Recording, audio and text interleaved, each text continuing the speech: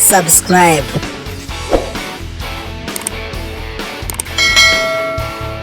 ALL-MINIG update.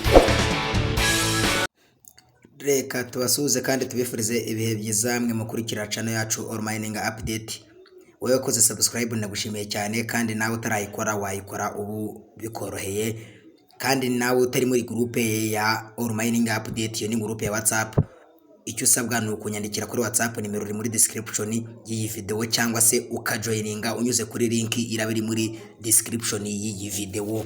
Ikituzanye muri iyi video rero ntabwo nje kuvuga kuri mining imwe wenda runaka ngo niyo ngiye kwibandaho, nkuko mubibona wenda ndi muri app ya muri mining ya Seria, ariko ikintu kinzanye ni ugutanga ubujyanama kuri mining zitandukanye. Ni ikintu nje kuvugaho ku ngingo imwe nk'umupioneer cyangwa se umumayina ukurikira ALL-MINIG update. Ni ikibazo kimwe cya kugira ngo twibaze tunagire ubujyanama dutanga. Ujya utekereza ku mwaka wa 2024 cyangwa wenda ufata nk'indi myaka ukumva kuzaza kuri wowe w'umumayina cyangwa se uri umupioneer? Ibyo bintu biratandukanye. Ni ukuvuga ngo pioneers ni abantu baba mining P network. Ndahamya ka benshi hano murimo mukurikira channel ALL-MINIG update mu mining P. Rero abantu ba mining P network bitwa pioneers. Yes.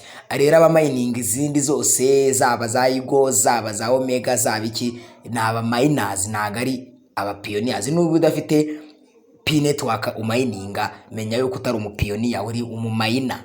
Niyo mpamvu mba ayo mazina nyakoresha yombi gutyo. Rero nicyo kibazo ndenda kubaza, ndi kwibaza ni ese utekereza ku mwaka utaha wa 2024 niba ukora mining zitandukanye? Impamvu mbihereye kuri itangazo mureba ku muntu ukora mining ya Seria, basohoye iyo bita white paper yabo yerekana uko ibintu bizaba bimeze. Ni ukuvuga ngo hariho ibyamaze gukorwa byose, amaproje yabo uburyo ibintu byagenze, ariko hasi hariho ku musozo launch y'itariki 30 z'ukwezi kwa 9 2024, aho bagaragaza yuko launch iri official launch of Seria exchange. Active trading begins with releasing of new app version. Ni ukuvuga ngo ni ku itariki 30 z'ukwezi kwa 9 2024, iyi tariki hazabaho kuronshinga Seria nka exchanger. Twakomeje kubivuga, niba uri ukurikiye channel ALL-MINIG update udafite mining ya Seria uri guhomba, kuko Seria izaza ari nka exchanger nkuko twumva ngo Binance, Hobby za OKX nayo izaza ikora gutyo. Ni ukuvuga ngo ivunja ikavunjisha, ushobora gufata kowa zawe ukazishyiramo bakaguha USDT, ushobora kugura ama USDT ukaguramo crypto ushaka. Ni ukuvuga ngo nayo rero niko izabikora. Rero nayo muri ubwo rwego ifite coin cyangwa se ifite ifaranga ryayo izaba ifite, nkuko tuzi Binance ifite BNB, OKX irarifite, OKX nayo irarifite. Ndumva ama exchange menshi agiye yifitiye coin yazo. Rero na Binance murabizi ko ifite BNB. Rero nayi exchanger Seria izaba ifite coin yayo ya Seria token. Ni ukuvuga ngo uzatunga ubu n'ubutunzi bubiri. Ni ukuvuga ngo uzaba ufite wallet cyangwa se market, uzaba ufite isoko ryo gucururizaho crypto zawe, ufite na coin ya nyiri iyo market, cyangwa se wibitseho ifaranga bw'iyo market cyangwa se bw'iyo exchanger uzaba ukoresha. Rero niyo mpamvu mbabwira ngo niba uri muri groupe ALL-MINIG update cyangwa se ukurikiye channel ALL-MINIG update ukaba udafite mining ya Seria, uri guhomba exchanger, cyangwa se ukazana yitunga nyuma. Hari abantu nk'ubu ngubu dushobora kuba tumininga Seria token akazakenera Seria nka exchanger mu kuvunja amadolari, ukasanga nibwo afasha agiye muri Play Store akafata app ya Seria agakora sign up, agakora zira verification batanga za ma exchange nyine zirimo na KYC, ukabikora muri kwa kumara kubikora kwawe ukaba nako yindi ufite kandi wabimenye mbere iyi coin ikiza. Ubwo rero nyamuneka mugerageze mubyiteho, niba utayifite bimenye. Noneho rero kituzanye kindi nicyo ngicyo nigarukire ku mwaka wa 2024. Duhereye kuri Seria, baratwereka ko 2024 mu kwa 9 izajya ku isoko. Wajya kuri mining, reka wenda nkoreshe mining mfite ngiye wenda kugira ngo byorohe. iyo ugiye muri mining mfite murazibona hano zose zirenga 10 zose ziguhereza igihe. Duhereye kuri Pi network. Pi network nubwo twatangiye kuyimayining hafi za 2019 nibwo yaje, ariko nayo baragaragaza yuko ku itariki 31 z'ukwezi kwa 12 bazatanga roadmap noneho ya Mainnet, ya Open Mainnet, nibwo bazasohora noneho launch yerekana neza niba mu mwaka utaha cyangwa se umwaka uzakurikiraho cyangwa se mu mezi runaka cyangwa mu minsi runaka Open Mainnet ya Pi network izaba, ariko bikaba bigaragara ko Open Mainnet iri mu mwaka utaha. Icyo kintu uracyumva, ubwo ni mu mwaka wa 2024 mereye kuri Pi network.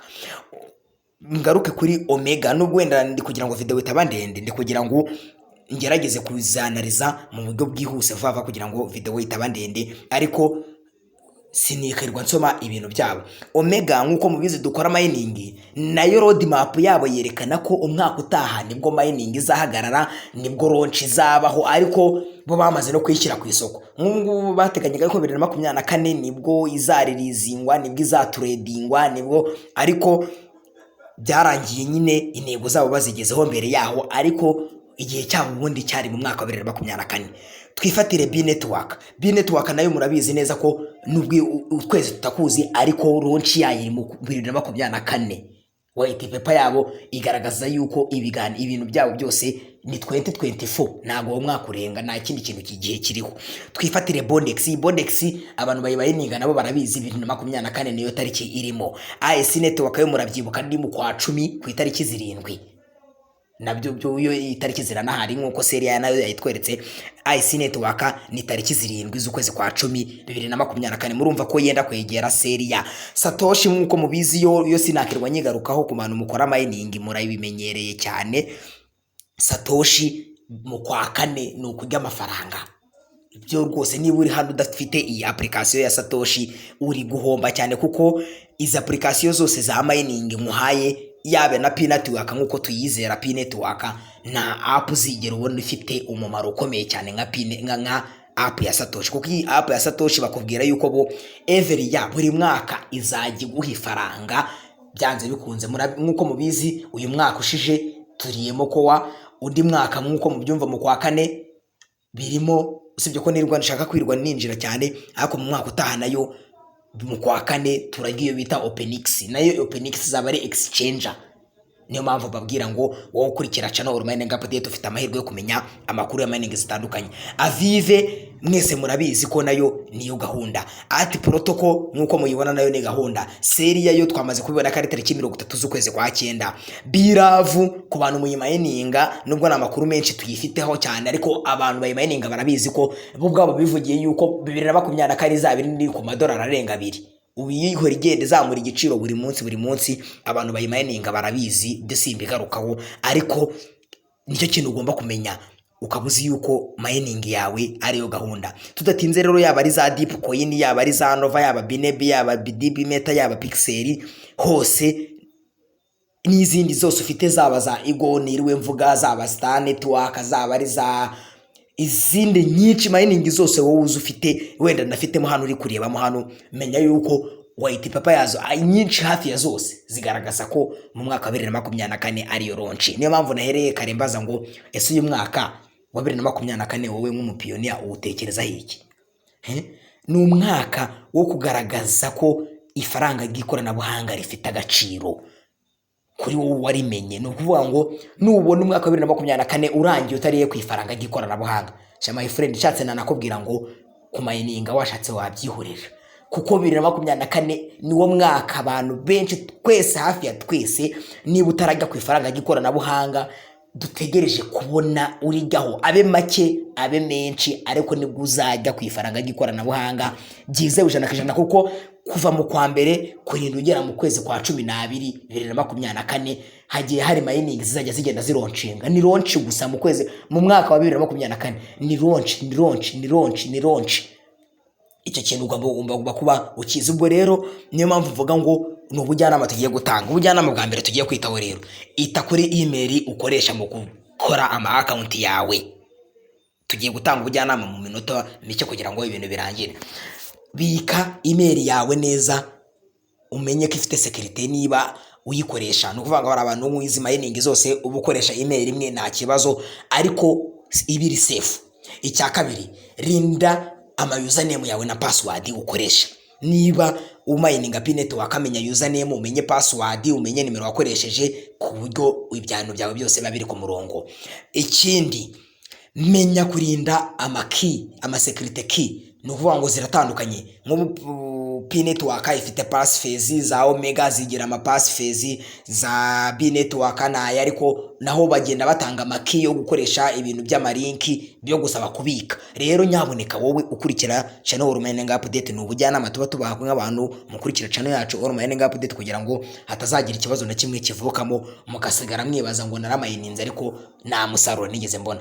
Rinda ziriya mfunguzo zawe z'ama account z'ama wallet, gerageza kuzibika ahantu wizeye hafite umutekano, kugira ngo igihe hazaba habayeho launch ya buri mining, kuko mu mwaka utaha tuzajya duhora twumva ngo imwe yaronchinze, indi yaronchinze, kandi zose ni ngombwa ngo ube ubitse ama wallet yazo cyangwa se ubitse ikofi yazo.